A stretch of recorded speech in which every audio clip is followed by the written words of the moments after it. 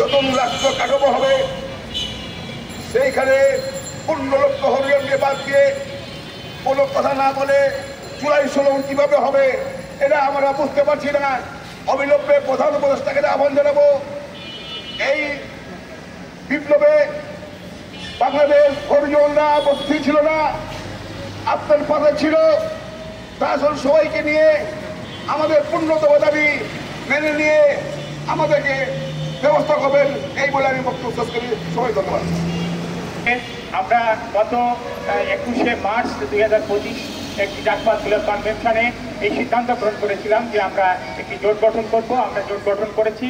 গত 11 অক্টোবর জাতীয় প্রেস ক্লাবের সংবাদ সম্মেলনের মাধ্যমে আমাদের এই জোট আত্মপ্রকাশ করেছে।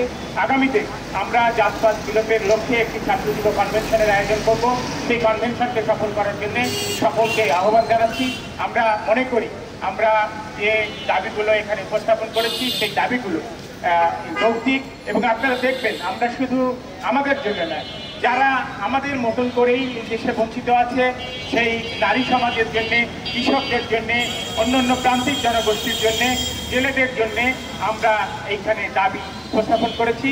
আমরা মনে করি একটি মানুষকেও পিছনে ফেলে রেখে বাংলাদেশকে একটি উন্নত রাষ্ট্র করা সম্ভব নয়।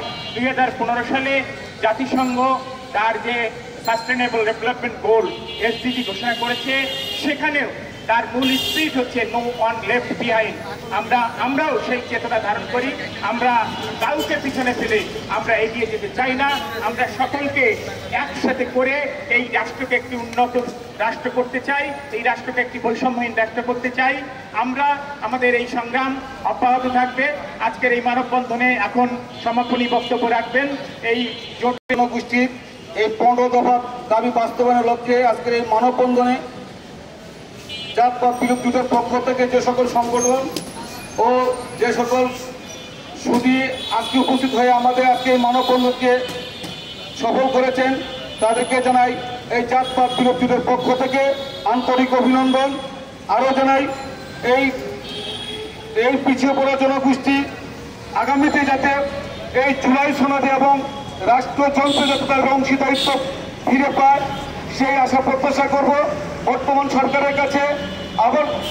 আমি আবারও বলবো যে কোনো ব্যক্তিকে বা কোনো জনগোষ্ঠীকে পিছিয়ে রেখে বাংলাদেশ উন্নয়নশীল দেশ হিসেবে পরিচিতি লাভ করতে পারে না। এই বৈষম্যহীন সমাজ এবং রাষ্ট্র ব্যবস্থা এই জাতপাত বিলুপ্তির একটা প্রত্যাশা।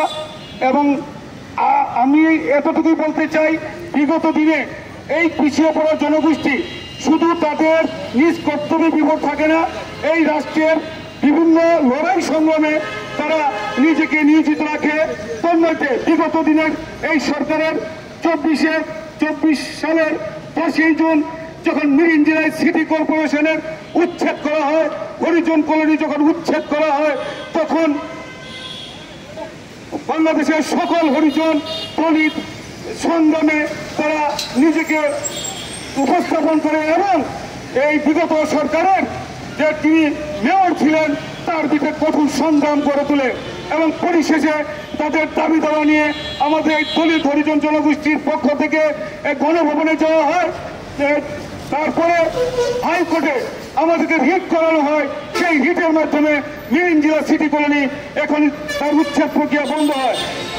জাতীয় যুদ্ধের আমার আপনারা সম্প্রতি জানেন মেহেরপুরে এই বর্তমান সরকারের আমলে যেখানে আমরা প্রত্যাশা করেছি জুলাই অভ্যুত্থানের পর যে একটি বৈষম্যহীন রাষ্ট্র ব্যবস্থা গড়ে উঠবে, একটি সংস্কার কমিশন হবে, সংবিধান সংস্কার করে এই সকল শ্রেণী এবং পেশাজীবী মানুষের প্রতিনিধিত্ব নিশ্চিত করা হবে।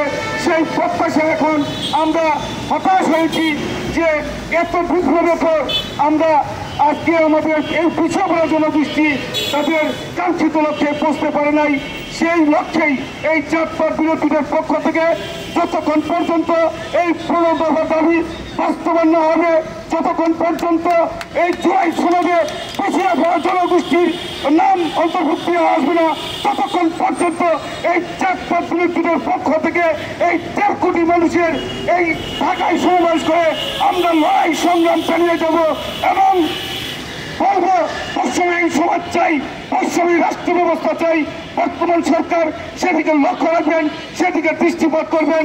পরিশেষে বলবো, আজকের এই মানববন্ধন থেকে সারা বাংলাদেশের পিছিয়ে জনগোষ্ঠীরা সজাগ হবেন এবং উদ্বুদ্ধ হবেন, সেই আশা প্রত্যাশা ব্যক্ত রেখে এবং